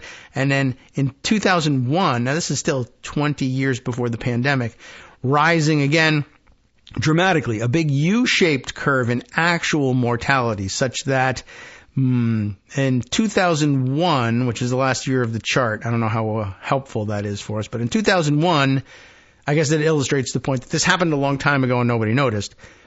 The mortality for white individuals 45 to 64 stands at about 46, 47%, which is about where it had been in 1984. So some 15 years later, it rebounds. Now 15 years later than this chart, who knows where it goes to. And then with the pandemic numbers and increasing opioid deaths, the point really that I wanted to take away from this was maybe there's something to the idea that Democrats are, the Democratic expert class is disconnected, having not noticed what was actually happening among the cohort they were supposed to be looking after, or any cohort that they were supposed to be looking after, that they just didn't notice. It's just kind of interesting. All right. Well, like I said, this will take us further in down this rabbit hole, but there are a number of other subjects we need to turn our attention to, and we're running out of time to do it. I mentioned yesterday's stories about Estonia and Finland were of some interest. There's a little bit of an update on that from The Guardian. We'll just get back into that story and give you the information that was missing yesterday, I think. Finnish Coast Guard boards tanker suspected of causing power and internet cable outages, both kinds of cable outages. A Cook Islands registered tanker, Eagle S, was carrying Russian oil in the Baltic Sea and has caused these so-called accidents, more widely in the Western world viewed as sabotage. But it is kind of, another one of those ingenious things like, that the Russians have come up with. Well, what are you going to do about this? It's not a Russian ship.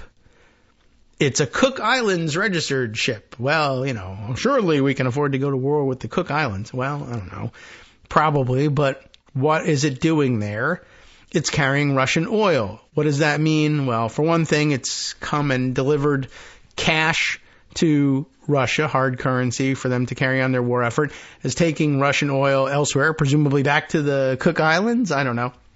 But because it's a full tanker, like when people said it's dragging its anchor on purpose and wrecking these undersea cables, which is really a serious crime, we got to do something about it. The people in the comments and this and on social media saying the Finnish Navy should be sinking this thing, torpedo it. That's the answer to this stupid situation.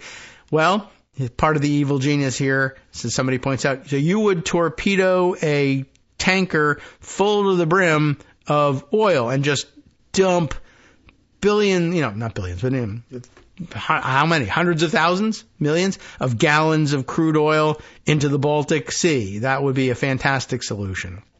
Oh, yeah, I see what you mean. So it's like you can't just bomb it and sink it. Never mind the international incident that might be caused. I don't know if it would be an international incident if Finland went to war with the Cook Islands or not, but I see their point. All right, more background here. We're reading actually a Reuters reported story carried in The Guardian. Finnish authorities have seized a ship, at least they've done that, carrying Russian oil in the Baltic Sea on suspicion that it caused the outage of an undersea power cable connecting Finland and Estonia a day earlier, and that it also damaged or broke 4 internet lines. And these things are not all next to one another, by the way. I've seen a map of where these cables have been damaged, and it has to have been dragging an anchor for a long time. And, ordinarily, I think, even an incompetent captain can tell when they're dragging an anchor. I didn't realize we were dragging an anchor all the way across the entirety of the Baltic Sea. Wow. I guess I've never sailed before, so it's new to me. A Finnish Coast Guard crew boarded the Cook Islands registered ship, named by authorities as the Eagle S, on Thursday. The crew took command and sailed the vessel to Finnish waters, a Coast Guard official told a press conference. The director of the Finnish National Bureau of Investigation, Robin Lardot. It's Lardot, and that's actually one of the easiest to pronounce names I've run into in this whole Finland story, although I've probably mispronounced it anyway. Well, Robin said, from our side, we're investigating grave sabotage. According to our understanding, an anchor of the vessel that is under investigation has caused the damage. The Finnish Customs Service said it seized the vessel's cargo and that the Eagle S was believed to belong to Russia's so-called shadow fleet. What is this? Shadow fleet of aging tankers that seek to evade sanctions on the sale of Russian oil.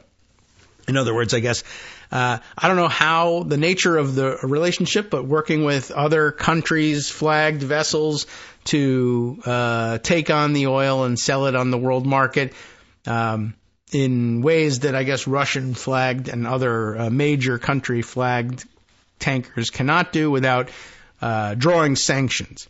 But yeah, also interesting that they're dragging their anchor along the way and then pretending that we didn't know.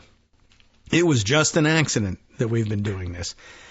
The 2 fiber optic cables owned by Finnish operator Elisa linking Finland and Estonia were broken, while a third link between the two countries owned by China's CITIC, C-I-T-I-C, was damaged, the Finnish Transport and Communications Agency Traficom said.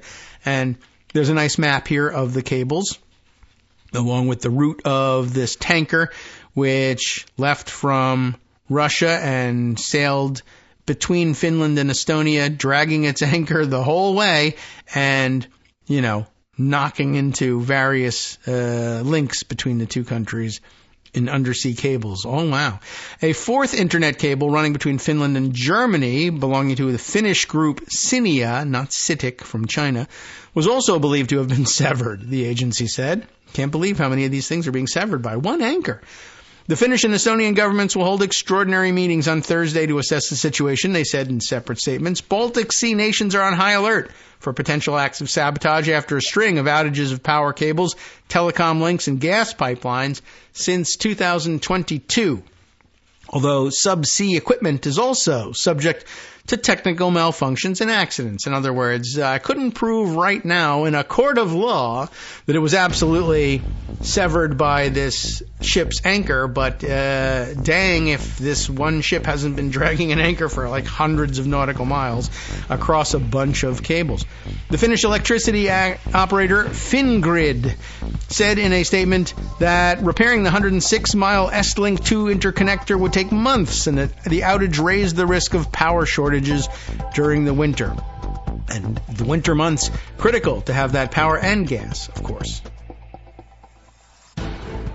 Hi everybody, it's me, David Waldman. Yes, the same guy who interrupts you all the time. Interrupting you one more time just to tell you again, another reminder that your contributions are what keep this show on the air, and patreon.com, patreon.com, is still among the easiest ways to make the sustaining subscription donations that keep us afloat.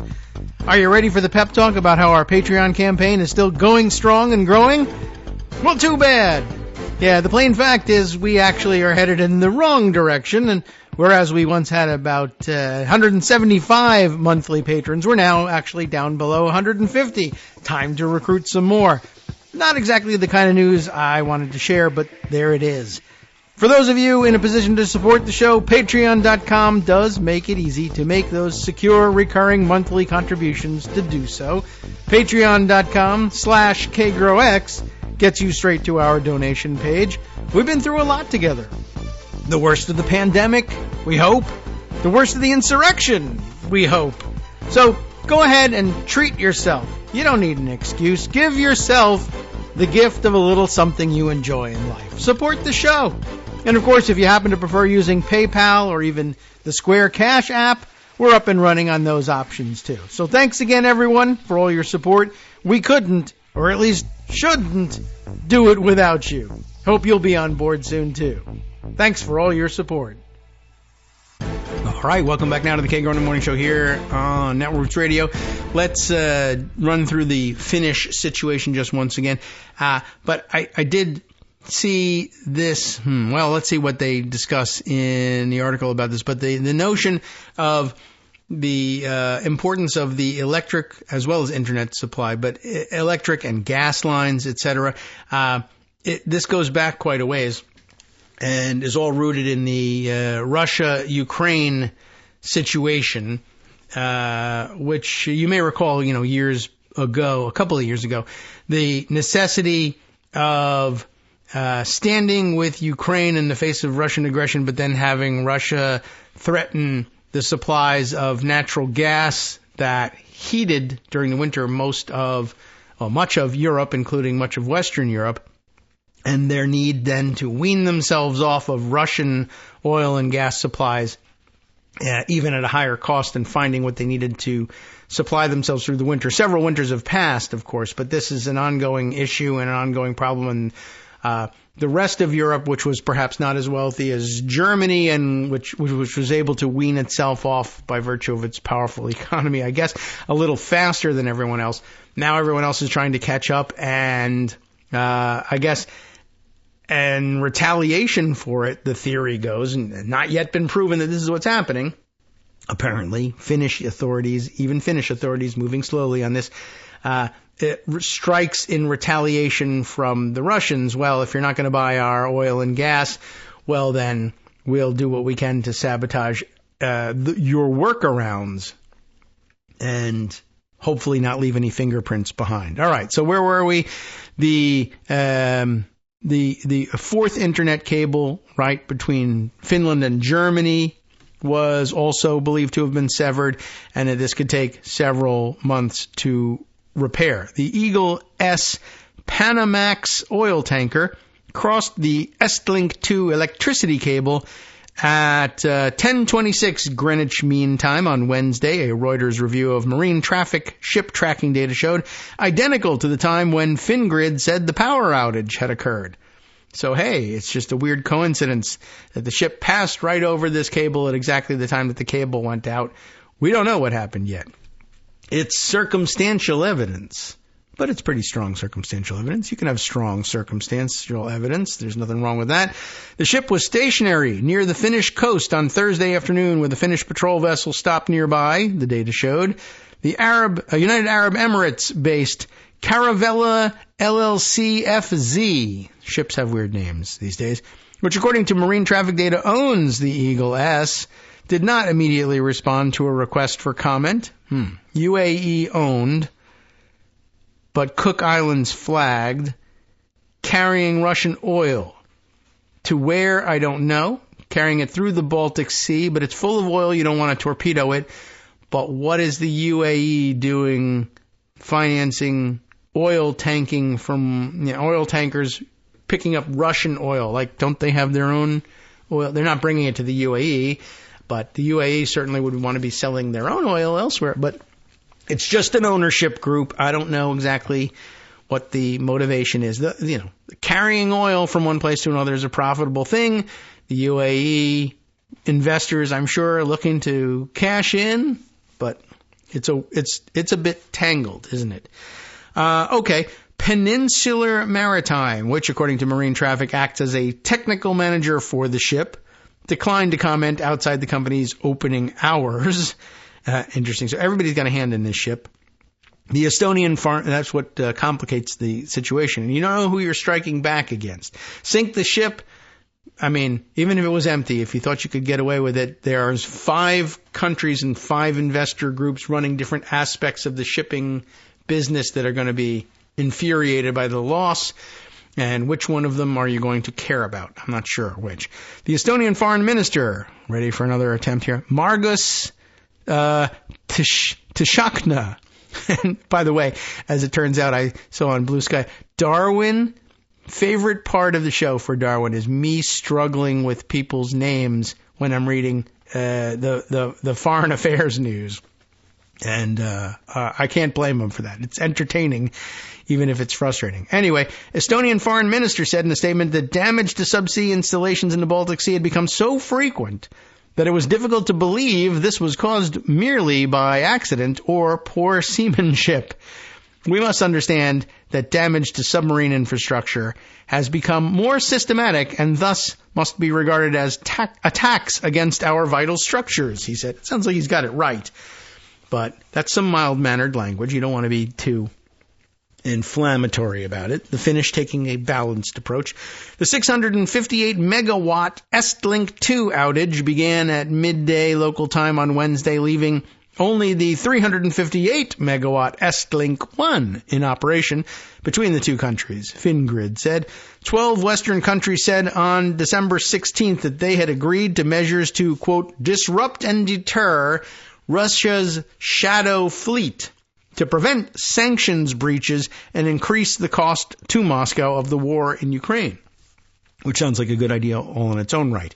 On Thursday, the Finnish president Alexander Stubb said on X, which he should leave for Blue Sky, we must be able to prevent the risks posed by ships belonging to the Russian shadow fleet. I need to understand more about what the Russian shadow fleet is. The Lithuanian foreign minister, oh boy, Lithuanian, okay. What? Now there's a diacritical mark under the E in this. Kęstutis Budrys. Now, what does the diacritical mark under the E mean? I don't know. Okay. Lithuanian Foreign Minister Budrys, B-U-D-R-Y-S, said the growing number of Baltic Sea incidents should serve as a stark and urgent warning to NATO, if that matters, and the EU to significantly enhance the protection of undersea infrastructure there. Police in Sweden are leading an investigation into the breach last month of 2 Baltic Sea telecom cables, an incident the German defense minister, German now, Boris Pistorius. Pistorius. That's a familiar... Who's Pistorius? It wasn't, I don't know. I'll have to look up. But I think Pistorius was an athlete And isn't there a musician by the name of Pistorius as well? All right, well, we'll check it all out one day when we have lots of time. But right now, Boris Pistorius, which kind of rhymes, but not really, said that he assumed this damage was caused by sabotage. They seem to be on it in these countries, just don't know what to do about it yet. Finnish and Estonian police also continue to investigate damage caused last year to the Baltic connector, but rammed together as one word, gas pipeline linking the two countries. I didn't know about that one, as well as several telecom cables, and they've said it was all likely to have been caused by a ship dragging its anchor. Again, the Russia-Germany Nord Stream gas pipelines running along the seabed in the same waters were blown up in 2022 in a case that Germany is still investigating. At least that was straight-up explosion. This anchor dragging thing is getting old, but it's happening everywhere. It's really kind of amazing. So, by the way, who are the Pistoriuses? But as I recall, wasn't there like Oscar Pistorius? Yeah. And Oscar Pistorius was a Paralympic athlete, and he got involved. Didn't he like murder somebody? Well, Oscar Pistorius was released on parole at some point. All right. Let me just kind of remind myself of the stories.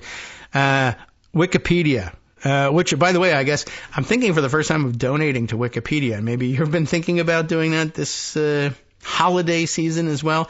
I use them so frequently. It really is something that I should donate to, but it is an interesting thing how it's going to stand in place for a lot of our fact-checking.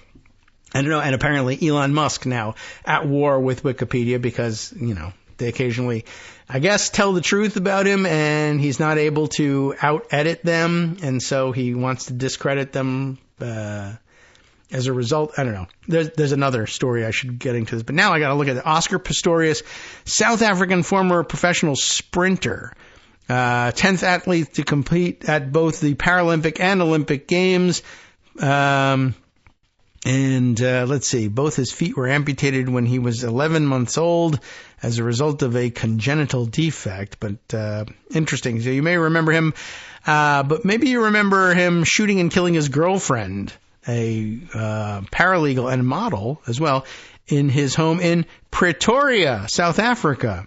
He claimed that he had mistaken his girlfriend, Riva Steenkamp, for an intruder hiding in the bathroom. Okay, he was arrested and charged with murder. At his trial the following year, Pistorius was found not guilty of murder, but guilty of culpable homicide. Received a 5-year prison sentence for it and a concurrent 3-year suspended sentence for separate reckless endangerment convictions. All right. So, yeah, there's that.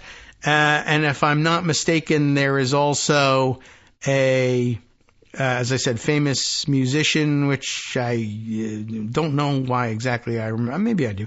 Jaco Pistorius, is that right? And a bass player, as I recall, And I think he was famous and influential when my brother was learning to play bass way back when, and that's how I learned that name. But okay, I don't think he's killed anybody.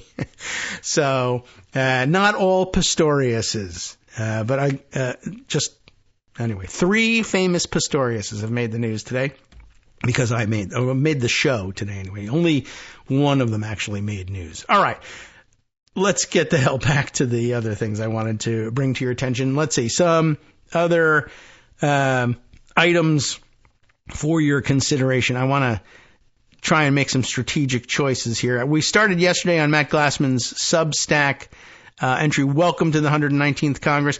Probably a good way for us to wind up today. And I told you there was like 25 things he wanted to tell you about what to expect in the 119th Congress.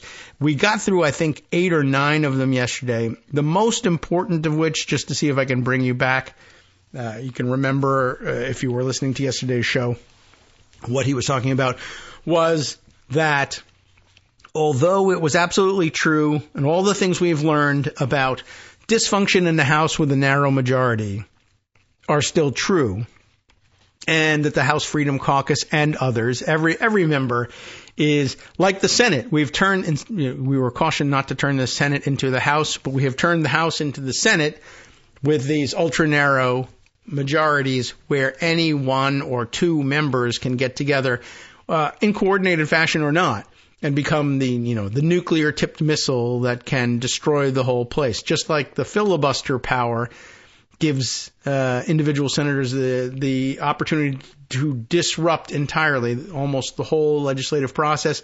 This too can happen in the House when the majority is narrow enough. And of course, it has happened, and we've seen them do it. And the great irony of it all was it was the House Freedom Caucus, the most ultra-conservative of these nuts, who were doing their objecting, and as an odd result, ended up shifting the legislation leftward so that they could get basic legislative functions taken care of through suspension of the rules, which would require a 2/3 vote, which means Democrats had to carry most of these bills, which meant that they had to shift leftward in order to entice them to carry these bills.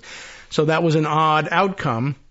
Now, what was going to happen in the 119th Congress? The margins in the House are even narrower, so you might think, oh, this will only get worse. But at the same time, Republicans gained control of the Senate and the White House, and that partisan control of the trifecta, Matt was arguing, has the effect of focusing the partisan mind such that when control of government was split, the spectacle of the House tying itself in knots and moving its legislation leftward in order to accommodate use of the suspension of the rules was one thing. It didn't matter a great deal because, of course, partisan Republican legislation, even if you could unite the Republican conference in passing it in the House, was doomed in the Senate and probably also doomed in the White House veto-wise.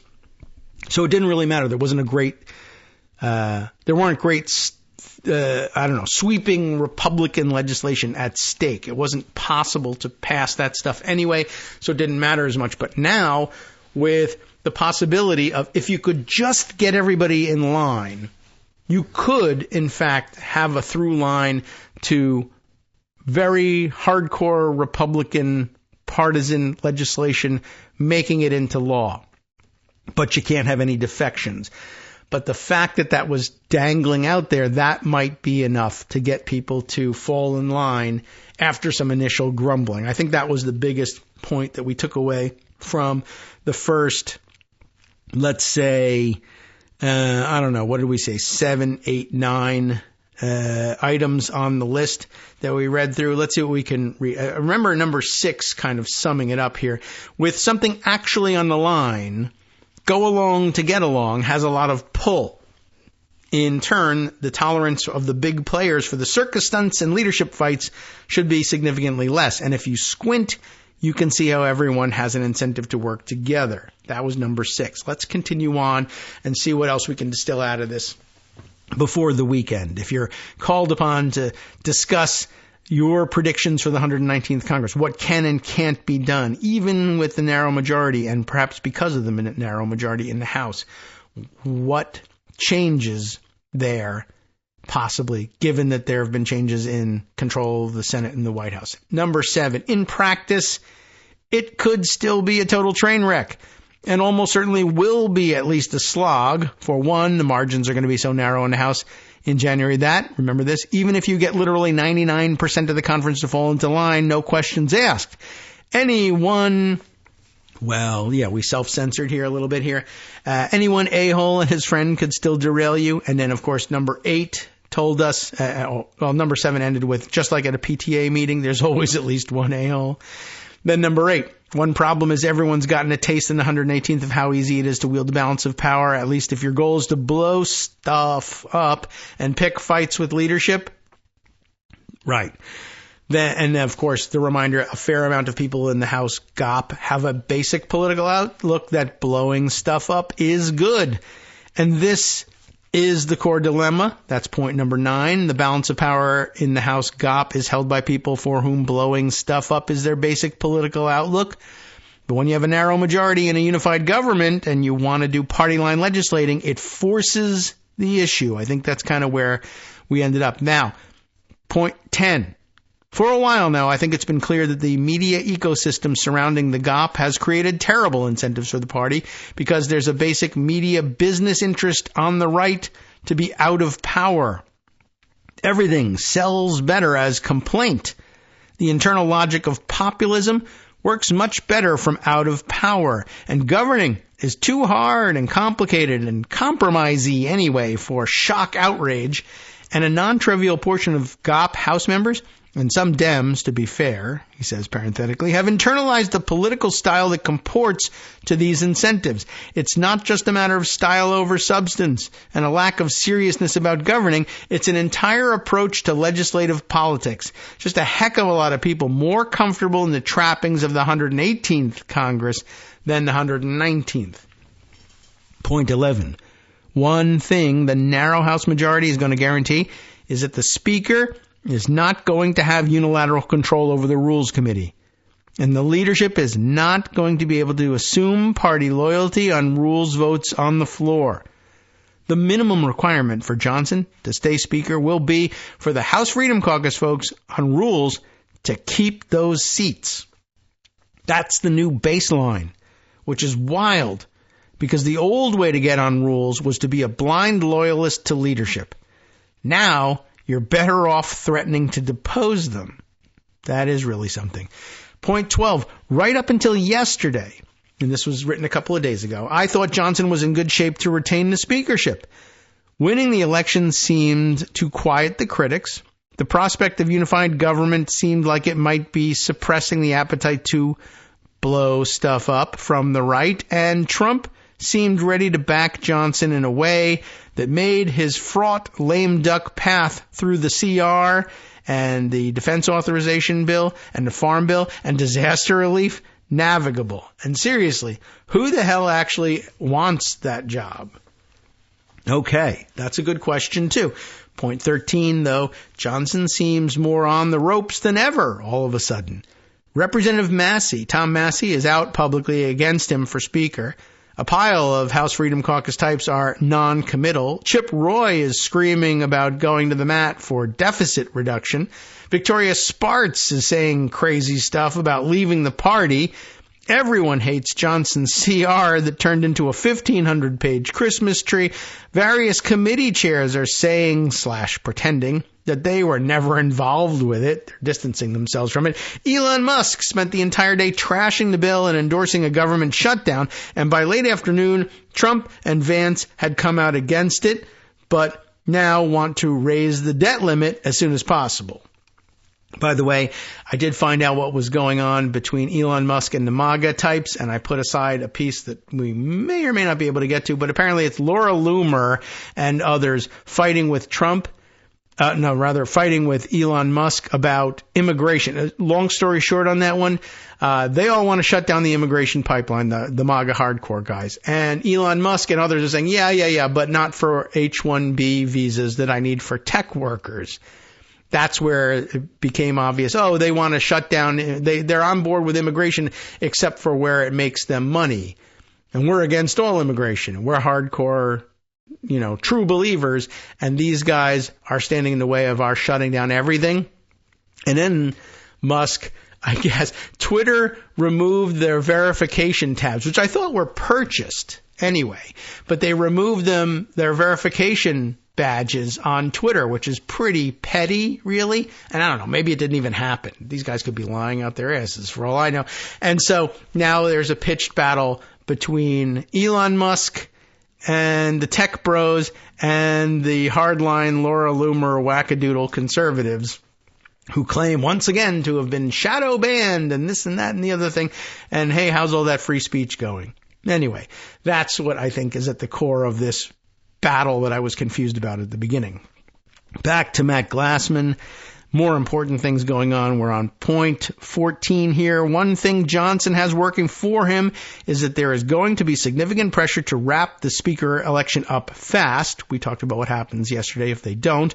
The election will be Friday, January 3rd, and looming on Monday is the counting of the electoral votes. While it is totally possible to use workarounds to count the votes before setting on a permanent speaker, I don't think Trump has any interest in messing with the count. And so there's going to be a lot of pressure to coordinate on someone without a protracted fight. Could that be Tom Emmer? Sure. But it feels like it puts a light thumb on the scale for Johnson. And do we really want to staff up a brand new speaker on the fly right as we're trying to get out of the gate legislatively? I can hear that argument bouncing around HC5 as well. That's a big conference room in the Capitol building where they often hold the Republican conference meetings. One key problem yesterday, and for the speaker fight, Point 15 says, is that Trump just doesn't seem to have a clue about how to be helpful in legislative politics. He must know that he has a lot of influence among the House GOP, but he repeatedly refuses to use it preemptively. This can be helpful at times when he's trying to keep his hands off things and let others take blame. But his MO is to swoop in after the deals have been made and blindside his own party by trashing the compromise they came out with. He did this on ACA repeal. He did it repeatedly on taxes. He did it on the shutdown CR in 2018. He did it on the NDAA in 2020. He does it on everything.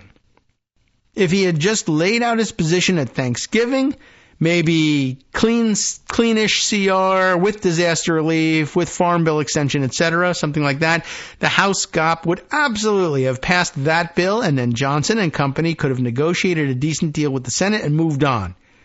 Heck, he could have demanded a debt limit at that point too and probably have gotten to a good spot.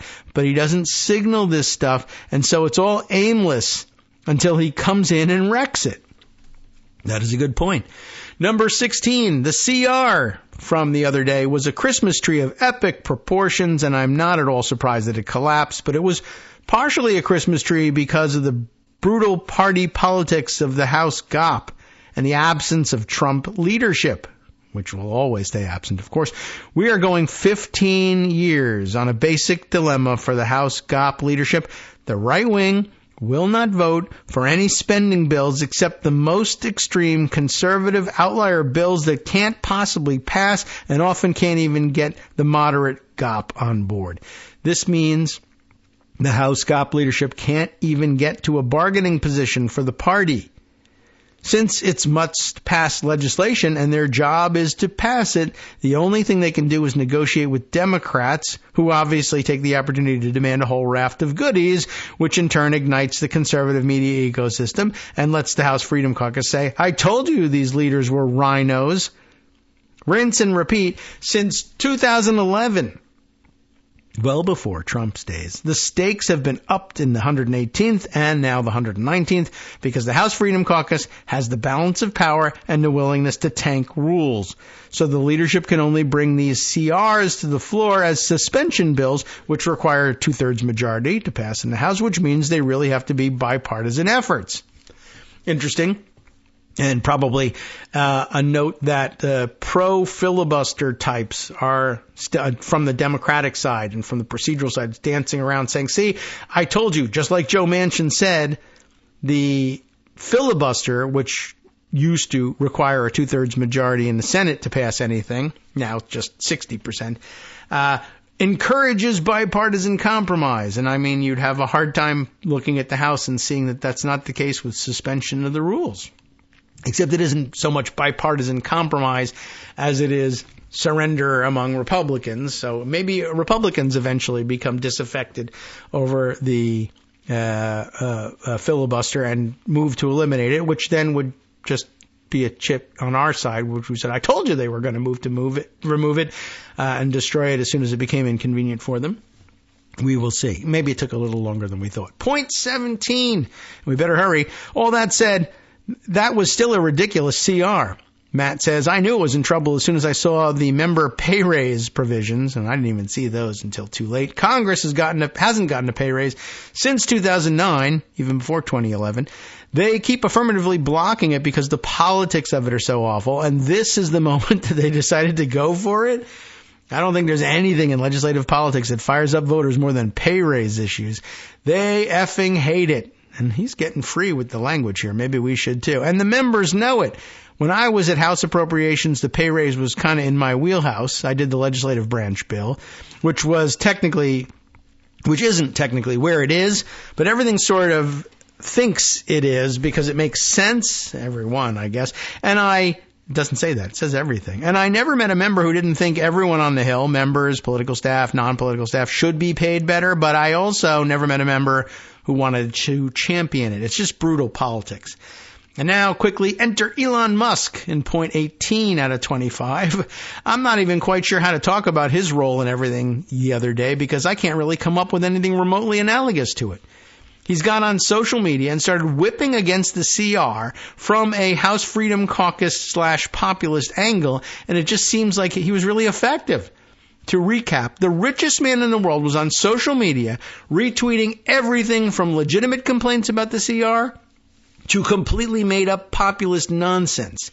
And it seemed like it had an important effect on politics, which is bad enough all by itself. There's a behavioral economics to legislative politics in the sense that the constructed reality of what the members believe might cause them to lose re-election ends up creating the actual reality more than what might actually cause them to lose re-election.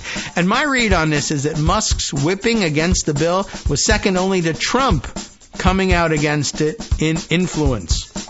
Let's see if we can insert point 19. I compared Musk to a stoned 10th grader yesterday, and there's a good picture of it showing why. And from a substantive point of view, that's what he is. Heavy on complaints, light on solutions, and just fundamentally unserious about policy. At one point suggesting that the best course of action was to just shut down the government until January 20th. It's just pure outrage machine. That doesn't mean it isn't influential, but it's not the work of anyone actually interested in governance. And I don't think, he says in point 20, that the Musk-Trump relationship can last very long in the current format. Trump's ego alone will probably not be able to take too many instances of the Dems and some Republicans using the term President Musk like they did the other day. But beyond that, Musk very much seems like a force on the side of blowing stuff up. And as much as people like to ascribe that to Trump, I think in the context of the 119th Congress, Trump is very much going to want to be the party discipline guy that allows for a unified government to act. From Musk, networksradio.com. maybe not so much. You have been listening to Kagro in the morning with David Waldman. And he says in point 21 here, I have no idea how you politically break up with Elon Musk without creating a headache as big or bigger than the one you start with. We'll wind it up there, hand things over to Justice Putnam for the West Coast Cookbook and Speakeasy. He's got another brand new show for you today on Friday, and looks like Hunter Biden tops the bill. Let's find out how and why, and we'll see you next week.